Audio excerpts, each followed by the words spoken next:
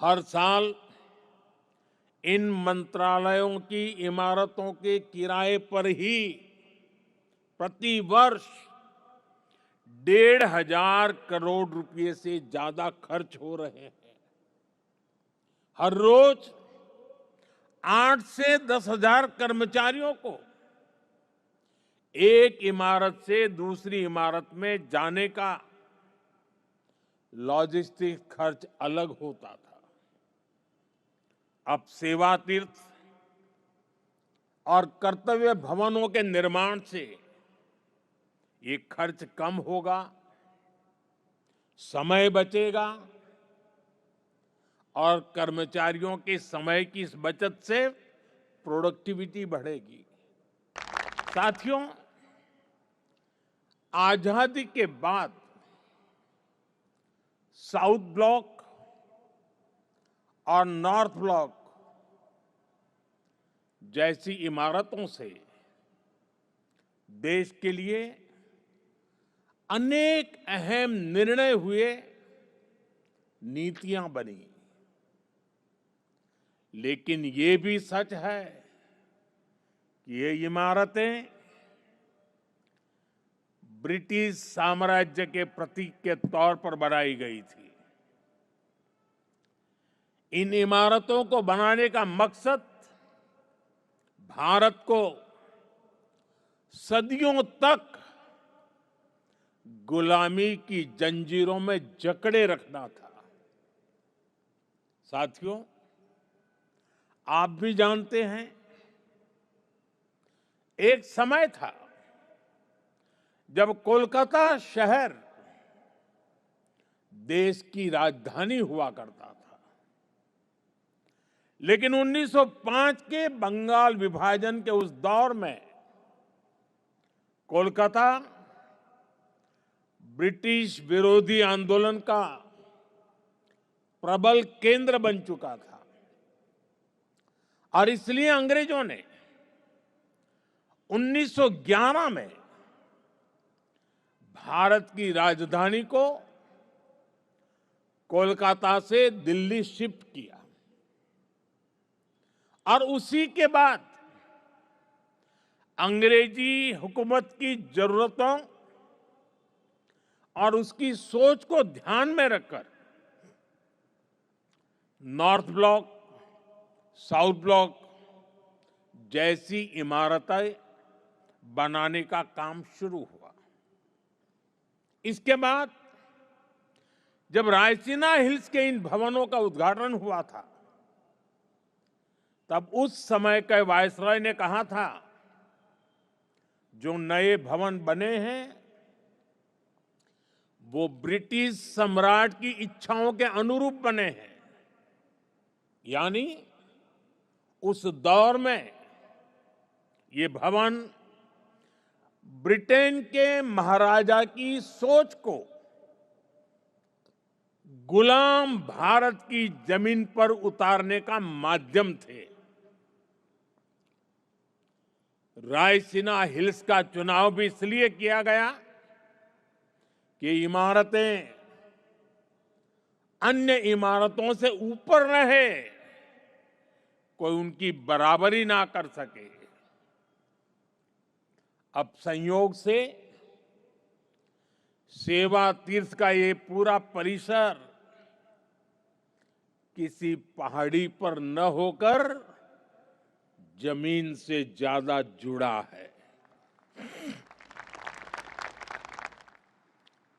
South block और north block जैसी इमारतें जहां ब्रिटिश हुकूमत की सोच को लागू करने के लिए बनी थी, वहीं आज मैं गर्व के साथ कह सकता हूं कि सेवा तीर्थ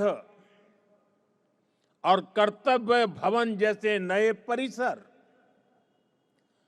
भारत की जनता की आकांक्षाओं को पूरा करने के लिए बने हैं। यहां से जो फैसले होंगे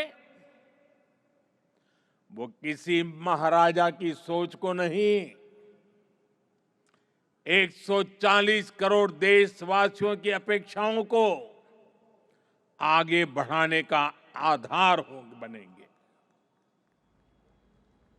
इसी अमृत भावना के साथ आज मैं ये सेवा तीर्थ,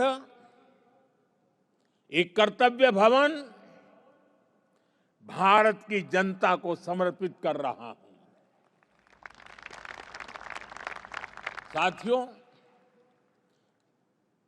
इस समय 21वीं सदी का पहला क्वार्टर पूरा हो चुका है। ये आवश्यक है कि विकसित भारत की हमारी कल्पना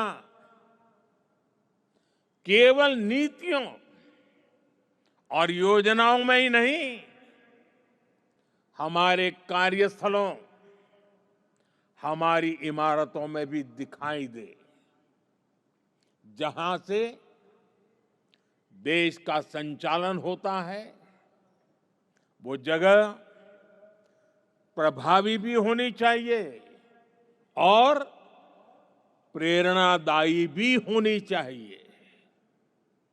वो इम्प्रेसिव भी हो और इंस्पायरिंग भी हो। आज नई नई टेक्नोलॉजी तेजी से हमारे बीच जगह बना रही है, लेकिन इन सुविधाओं के विस्तार के लिए, नए टूल्स के उपयोग के लिए पुरानी इमारतें नाकाफी पड़ रही है। साउथ ब्लॉक, नॉर्थ ब्लॉक, पुराने भवनों में जगह की कमी थी, सुविधाओं की भी अपनी सीमाएं थी। करीब करीब 100 साल पुरानी ये इमारतें भीतर से जर्जर होती जा रही थी। इसके अलावा भी कई चुनौतियां थी। मैं समझता हूं इन चुनौतियों के बारे में भी देश को निरंतर बताया जाना जरूरी है। जैसे आजादी के इतने दशकों के बाद भी भारत सरकार के अनेकों मंत्रालय दिल्ली के 50 से ज्यादा अलग अलग स्थानों से चल रहे हैं। हर साल इन मंत्रालयों की इमारतों के किराए पर ही प्रति वर्ष 1,500 करोड़ रुपए से ज्यादा खर्च हो रहे हैं। हर रोज 8 से 10,000 कर्मचारियों को एक इमारत से दूसरी इमारत में जाने का लॉजिस्टिक खर्च अलग होता था। अब सेवा तीर्थ और कर्तव्य भवनों के निर्माण से ये खर्च कम होगा, समय बचेगा और कर्मचारियों के समय की इस बचत से प्रोडक्टिविटी बढ़ेगी। साथियों, इस बदलाव के बीच निश्चित तौर पर पुराने भवन में बिताए गए वर्षों की स्मृतियां हमारे साथ रहेगी। अलग अलग समय की चुनौतियों से जूझते हुए वहां से कई महत्वपूर्ण फैसले किए गए हैं। वहां से देश को नई दिशा मिली, सुधार की अनेक पहलें हुई। वो परिसर, वो इमारत भारत के इतिहास का अमर हिस्सा है। इसलिए हमने उस भवन को देश के लिए समर्पित म्यूजियम बनाने का फैसला किया है। वो युगे युगीन भारत म्यूजियम का ही हिस्सा होगी। वो इमारत देश की आने वाली पीढ़ी के लिए एक प्रेरणा केंद्र बनेगी। नई पीढ़ी के युवा जब वहां जाएंगे तो ऐतिहासिक लेगेसी उनका मार्गदर्शन करेगी। साथियों, विकसित भारत की इस यात्रा में ये बहुत जरूरी है कि भारत गुलामी की मानसिकता से मुक्त होकर आगे बढ़े। दुर्भाग्य है, आजादी के बाद भी हमारे यहां गुलामी के प्रतीकों को ढोया जाता रहा। आप देखिए, पहले क्या स्थिति थी। प्रधानमंत्री निवास जहां है उसे रेस कोर्स कहा जाता था। उपराष्ट्रपति के लिए कोई निवास स्थान तय ही नहीं था। राष्ट्रपति भवन तक आने वाले रास्ते को लोकतंत्र में राजपथ कहा जाता था। आजाद भारत में जो सैनिक शहीद हुए उनके लिए कोई स्मारक ही नहीं था। जो सुरक्षा बल, जो पुलिसकर्मी शहीद हुए उनके लिए भी कोई स्मृति स्थल नहीं था। यानी 1947 में स्वतंत्र हुए देश की राजधानी, जहां से देश के बड़े बड़े निर्णय होते थे, वो पूरी तरह गुलामी की मानसिकता में जकड़ी हुई थी।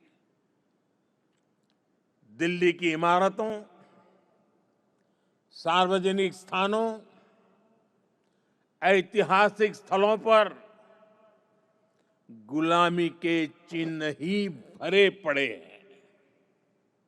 लेकिन साथियों, कहते हैं ना, समय का चक्र कभी भी एक जैसा नहीं रहता।